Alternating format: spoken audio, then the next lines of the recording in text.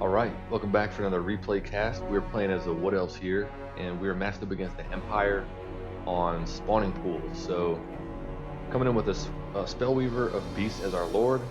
Got 4 squads of Deepwood Scouts, 4 squads of Eternal Guard with shields, 3 squads of Dryads, and the Wardens of Sithral. So for our opponent, got Markus Wulfhart as his Lord, and he's got a huge span of basic infantry. So crossbows, swordsmen, spearmen with shields. And he's also got the Black Lions, which is war wagons with hell blasters. So kind of like short range, very powerful guns on these things. So quick zoom to show you what these things look like. And right off the bat, my intention here is that I'm going to play on point 1 and try to use the mobility of the Wood Elves and the skirmishing of them to my advantage. Now I brought the Deepwood Scouts because I wanted someone with some good range that could kind of take out the Empire shooting and shoot and scoot, so to speak. So we got them up front. We're going to bring these guys over to help, and I'll fast forward a little bit more on the approach. About to see some shots coming in there, so you see how much damage those guys do to these infantry off the bat. Punch right through the shields and whatnot. I think shields have no effect on artillery type stuff. I think it only works for like basic missile projectiles, like bow and arrows, crossbow bolts, stuff like that, javelins, etc. So right away you can see Deepwood Scouts taking a lot of damage from the crossbow. So immediately I was like, okay, that idea about trading with the Empire shooting might not have been the best idea. Outriders with grenade launchers getting some big shots on the Deepwood Scouts. So as soon as I saw that, I'm advancing the Eternal Guard with shields up to screen and give these guys some room to skirt out. And at the beginning of this match, I had taken off a fire at will for the Deepwood Scouts, and I wanted to be intentional with shooting crossbowmen, but immediately I realized I'm not a very fast player. So for me to be able to like toggle who their targets are individually was going to be a tall order. So I pulled them back and put these guys all on fire at will mode, and you'll see them start shooting a little more consistently soon. Still trying to get out of the range of the crossbowmen. These guys have 160 range, which is only 20 less than the 180 of the Deepwood Scouts. Dryads coming in on the side against the swordsmen. Got shoot up pretty quickly. I think they took some shooting from... Actually, I don't know if they took shooting as well. Looks like they lost some models to the Hell Blaster guns on the approach. I'm assuming that's what that was. And so they're getting pushed off. Deepwood Scouts getting shoot up still. I got one squad over here to keep him from sending cavalry up the middle. One squad over here just to get capture weight on point 3. And outside of that, I'm hiding the caster. I think I dropped a, what do you call it? Flock of Doom at some point on this little kind of cluster of troops over here. In fact, we saw that coming down. So there you go, 4 squads getting hit by that. And now I see Knights of the Blazing Sun coming in. So these guys, I did not pick them up as soon as I probably should have. And you're going to see them punch through here and come around the flank of these wardens. I brought the Tree Man on thinking I'll be able to get some, some single entity action in that he wouldn't be able to respond to great to. But I forgot that he had Markus Wulfhart here. So armor piercing anti-large. This guy having the 110 armor was not going to help him too much against Markus specifically. He's not going to take a ton of damage from crossmen and units like that, but that is the situation there. So you see him going down pretty quickly. The front lines are mostly compromised. My Dryads that I had in the backfield, I sent in a little bit late, and now these guys are going to start wreaking havoc. So Knights of the Blazing Sun, they got fire damage. It seems that this is a natural pick against the Wood Elves in basically any match you play against them. So good armor on these guys, shields for the shooting of the Wood Elves. I do have some Glade Fire, or Glade Guard with Starfire shafts, a mouthful, getting some shots off on them, so the armor piercing is going to do well against their armor. And luckily we had some Eternal Guard come out as well, so they couldn't just charge through. But the initial engagement where I tried to slow them down with some Dryads did not play out well, because again the fire damage is just going to be effective against a lot of the Wood Elf roster. So the skirmish is not going so well. You see the value trading. This guy is taking me out pretty handily. Point 1 is his now, and right now we just have control over point 3. He's got a couple infantry over here. And now I'm thinking, okay, I got to shift the battlefield away from this situation because he's just got such a good setup. He's got spears with shields, so my archers aren't going to do a ton of damage against them. He's got crossbowmen who are trading well against my deep-wood scouts. I would imagine the crossbows are probably at least 100 cheaper than deep-wood scouts. I could be wrong on that. I don't know the Empire roster that well, but he's stabilized and just got this place held down. So I'm backing away. I'm trying to get some unsummoning done, but his shooting is preventing me from doing that. And now I'm shifting over towards point 2. So you see more Glade Guard with Starfire shafts. These guys can shoot while they move in this you know, frontal direction. They don't have 360 shooting, but they're getting some shots off, and these guys are now shattered, so they're going to go off the field. So now, again, shifting the battlefield off to the right, and just trying to get out of the you know, fire of all these crossbowmen and the Black Lions with these Hellblaster guns. But these guys have mobility and they have some decent range on them. 250, they're gonna outrange any of my archers.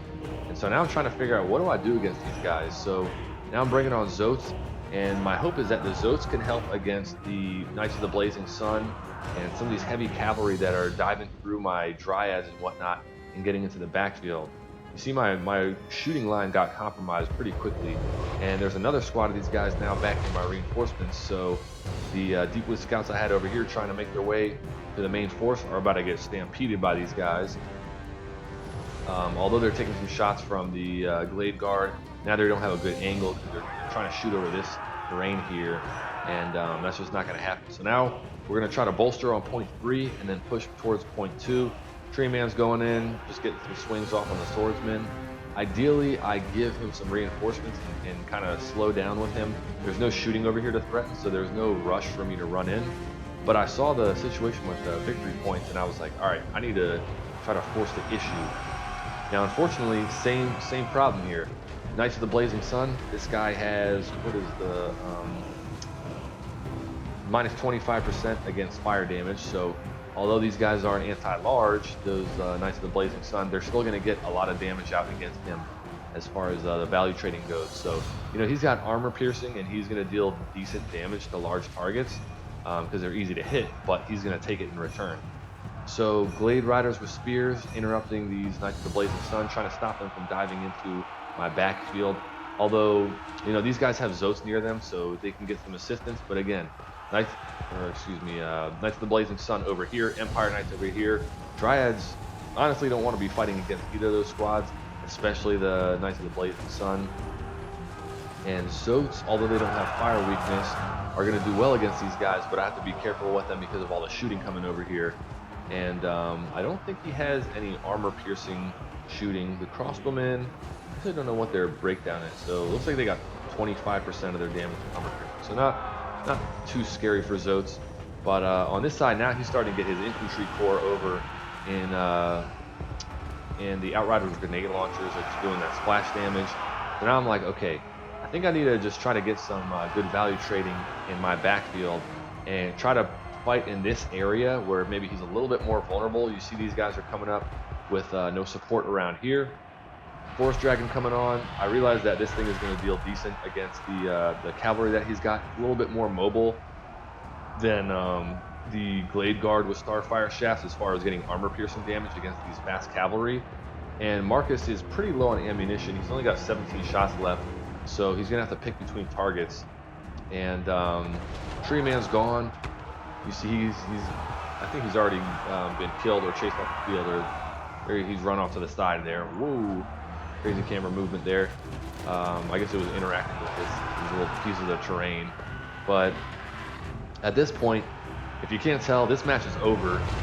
It's probably been over since 2 minutes ago or so.